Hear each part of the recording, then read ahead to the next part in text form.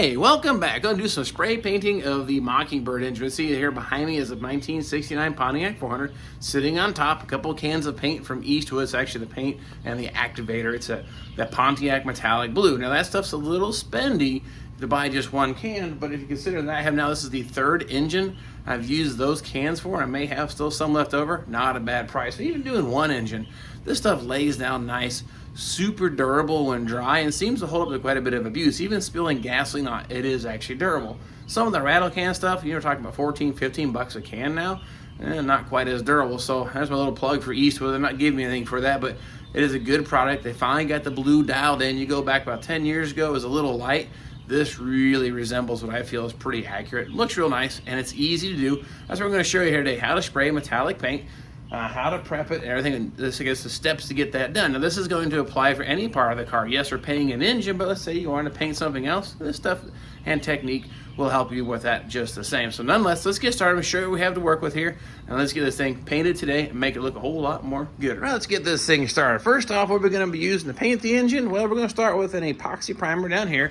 This is what I use for underbody, suspension parts, control arms, and even something like here on this engine. I think it's a great foundation. Definitely prevents rust, and everything bonds really nice, makes it more chemical resistant, etc. I've been doing that for a while, painting with epoxy first, and then hitting it with my favorite color for Pontiac engines here. This is the number here in case you're wondering. Now this is Eastwood brand, like I said. Now I have done, this will be the third engine I've used this setup here, this can here for, so I guess a little does go a long ways, but we did Project the Great Pumpkin, and then my Back in Blackbird, and now Mockingbird is going to use this same paint. So love that stuff. Really got it dialed in pretty nice now. And here's the thing about it. This is a metallic paint. And the techniques we're going to show you today here applies if you're going to paint the car with a metallic paint. So what I'm going to share, it still works on the same principle. The downside of an engine is all the weird shapes. Trying to get that paint on there nice and even can be a little tricky, but this is a great place to learn how to paint, in just my opinion. And if you do make a little mistake, it's the engine. These things from the factory were not perfect. When they painted it, when you had all the different color between all the materials, the blue looked like different colors from the factory, and that's how it was. But painting it all with epoxy, it's all gonna look pretty even. But I think that looks really, really sharp. Now, if you notice here, these are my cardboard valve covers. Now they're actually just taped off all the engine. If this was not a 400 engine, you would paint the valve covers also the Pontiac blue. But in this case, now we're going to leave them off. We got some chrome valve covers being a 400. Now, the reason I tape everything all off is I have to scuff all this with a Scotch-Brite pad, open up the surface. Now, the machine shop painted this with a cast gray kind of paint. There's bare metal. Here's the paint. It seems to be bonded pretty good, but I need to scuff all that. And the last thing I want is all that dirt landing down here in the valve train, down the engine. So cleanliness is godliness when it comes to rebuilt engines and transmissions. Keep that dirt and crud out, especially the grit from a Scotch-Brite. Maybe not to say the dust, but the Scotch-Brite little fibers going inside here would not be ideal. Walk around this side of the engine. Like I said, this one here is about how Pontiac would have had this thing set up from the factory. Dipstick gets painted Pontiac blue. Thermostat housing gets painted blue. Little vacuum line here. Got most stuff dialed in, I think, or at least good enough for what we're going to do here. As you can see, this is the oil filter adapter. I finally decided, after talking to a lot of people, this would have been painted Pontiac blue. So I've already got it affixed. Now, this only applies to cars when you put those long branch manifolds on. As you can see, it takes the oil filter adapter from being here and it turns it back, because by the time you put all the exhaust on, you'll never have clearance for an oil filter. So that was a must when running those long branch manifolds. Now, I walk around to this side of the engine. Everything looks pretty good, self-explanatory. Now, when it comes to epoxy primer, so this is going to be my foundation, but you'll see this down here, that's self-etch primer. That doesn't react well, supposedly, with epoxy primers. I don't remember the why. Someone told me you don't mix them. If someone can fill in that blank, send me a little message in the comments, let me know the why you can't mix it or you shouldn't. But nonetheless, I'm going to sand most of that off with a Scotch-Brite pad, so you'll see a lot of the bare metal, so I shouldn't have any adhesion problems. But you'll see that the intake is black and the water pump is black, because when I got done sandblasting these are cast iron parts. They will flash rust in a matter of minutes. So I had to put a little rattle can primer, but it is not a self-etch. It's just a basic Rust-Oleum primer. Again, I'll probably scuff it up quite a bit, open the surface in preparation for our epoxy. And then the balancer, same thing. Now the aluminum, don't really worry about that. I just sandblast that, then we'll wipe it clean, and it'll be ready to take some paint, no problem. Now here comes the fun part. This is just a standard old Scotch-Brite pad. It Works just like sandpaper, except for it really follows the contour real nice. You can really get in here. Now I'm kind of hoping that this will dig through and I can see some metal. If not, I guess I'm gonna have to get some sandpaper out. But we'll end up doing the entire engine this way, including the side of the block here, the casting, and then even these freeze plugs. Wouldn't hurt to go ahead and just key them up just a little bit.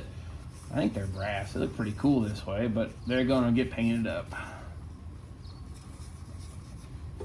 I'll go back to this here now. Yeah, I'm already seeing bare metal poking through here, so this won't take too long. So the same idea. Go ahead and scuff the entire engine, and we'll have to wipe it all down and blow all the dust off, but then we'll be ready to put our epoxy on there. But look, bare metal poking through already.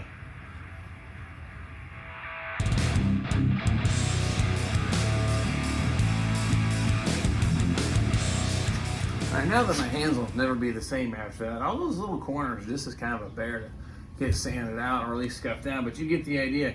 You gotta get all the surface all scuffed down, just like painting anything. You want something for it to bond to, adhere to. If you leave it smooth or you don't open the surface of that paint, you're gonna have adhesion problems. It's gonna peel and it's just not gonna be very durable. So that few extra minutes here will help you out in the long run. Next thing here, I'm gonna blow it off a little bit of air and then we'll wipe it all down.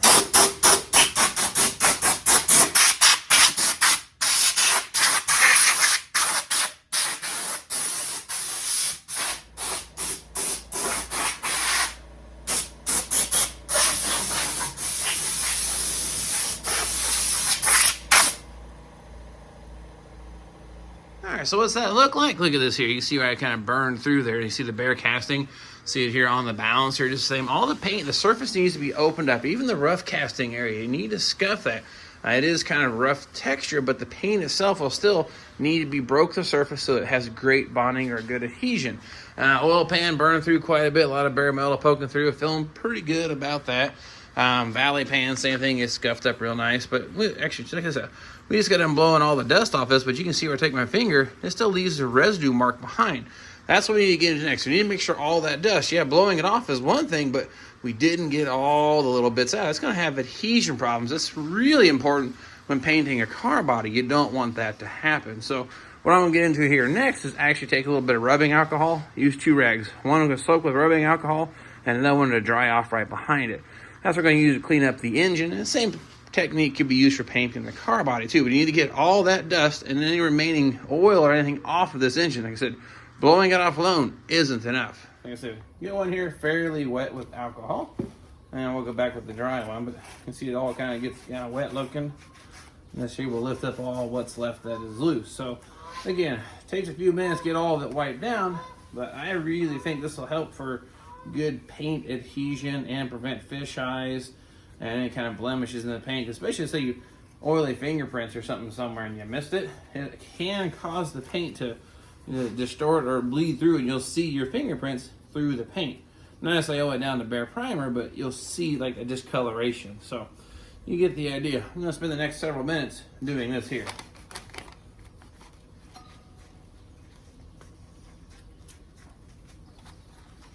There we go. Engine's all clean, ready to go, right? Definitely. Do not touch this now at this point because your fingerprints will bleed through the paint and you won't like it.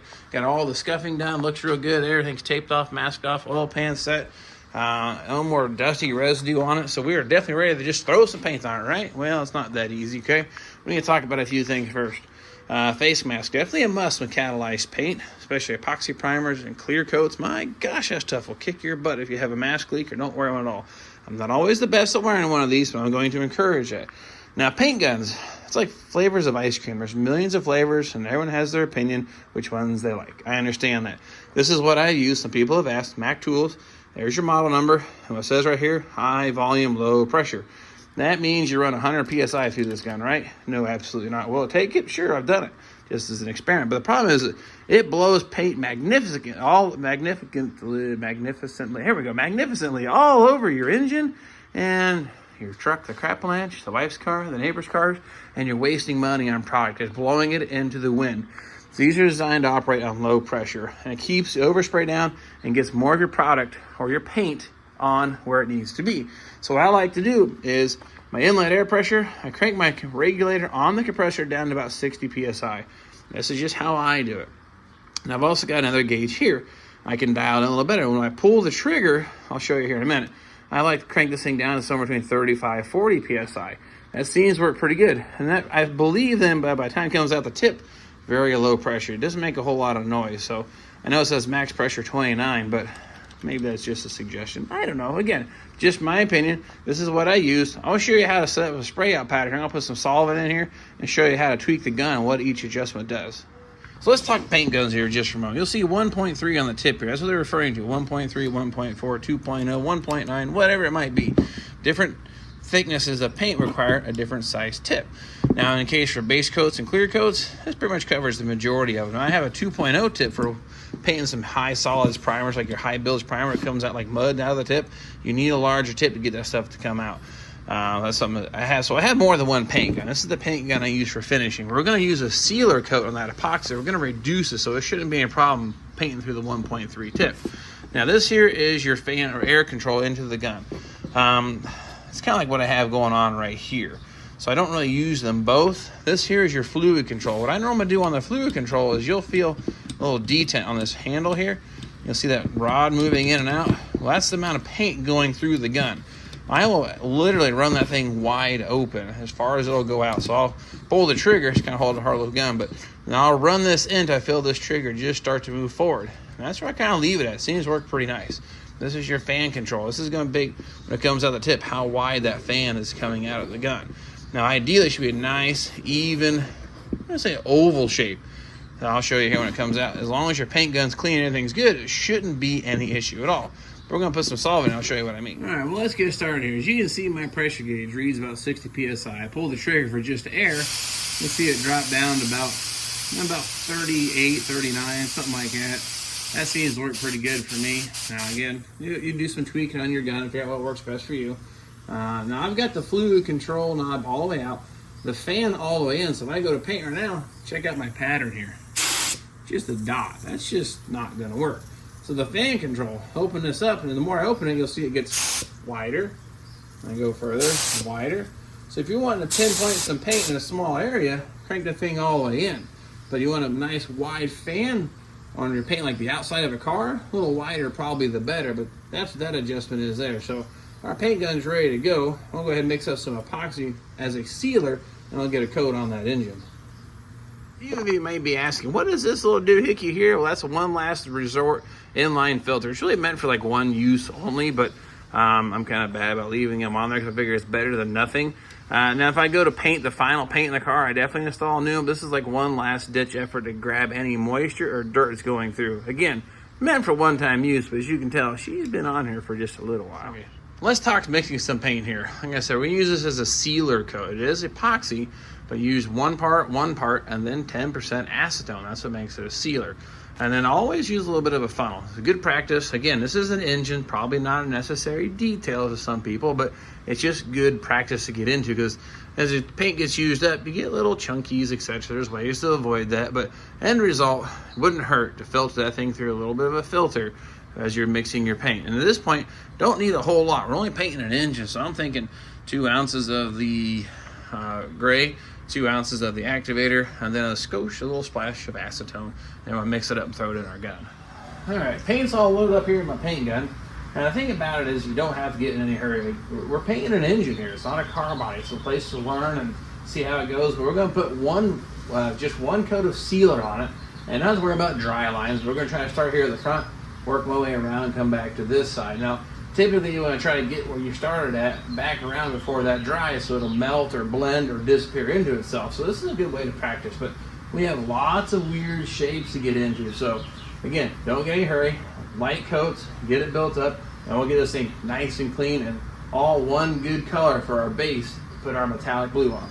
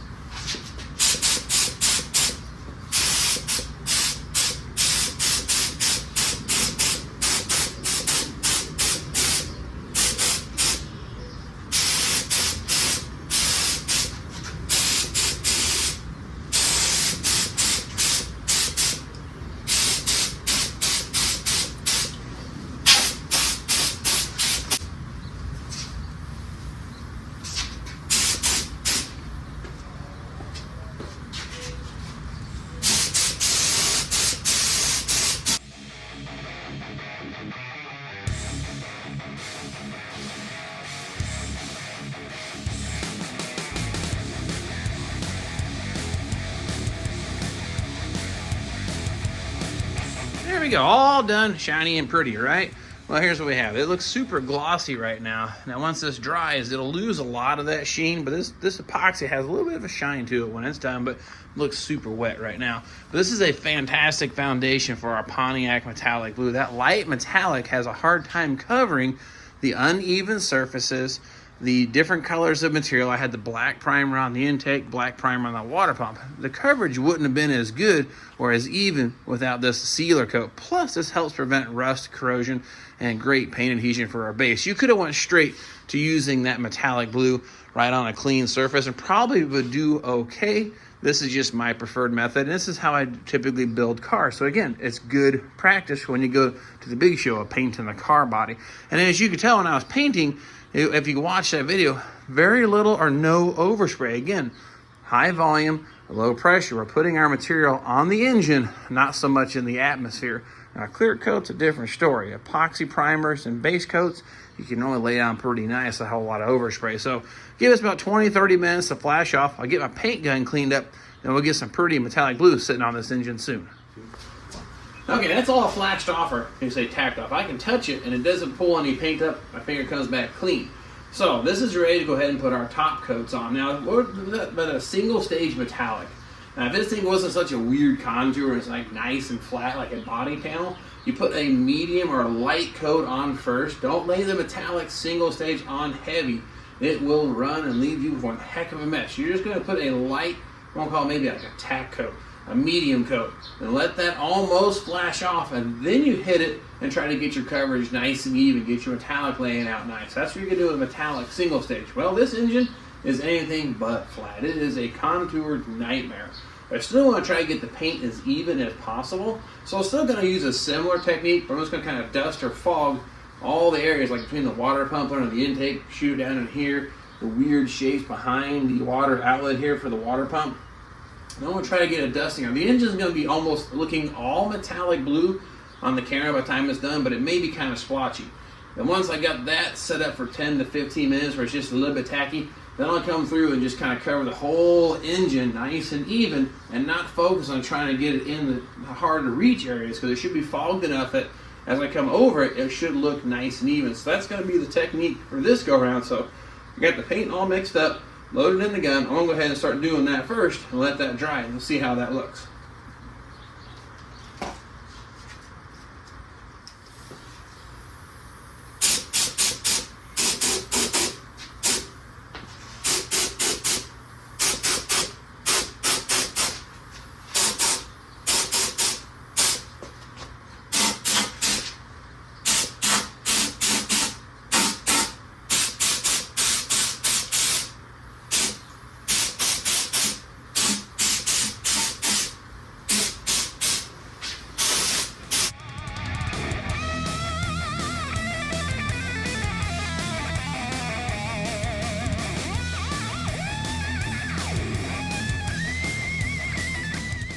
Here's our first coat. Now, it actually looks pretty even. It looks actually kind of metallic blue, but a few spots the gray is just poking through. Again, don't want to lay it on super heavy. It's going to run. And also, this metallic will actually kind of flip-flop and leave these weird streaks in the paint. It'll look like a darker blue, etc., stuff like that. So this is our first pass. Looks pretty clean.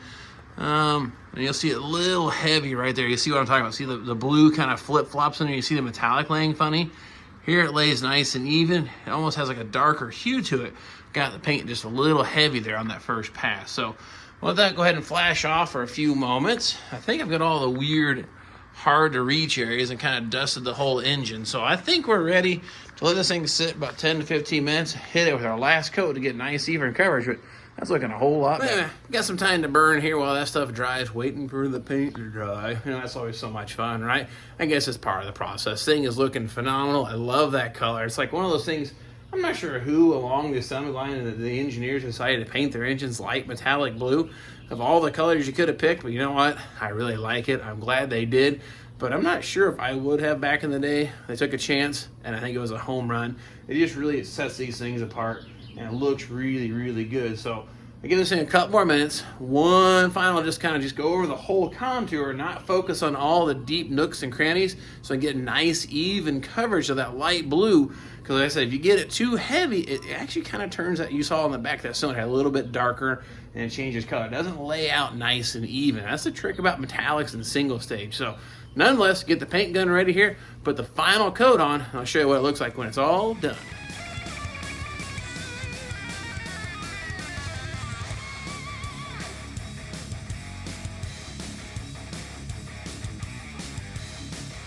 All right, so now you want to know what it looks like all said and done.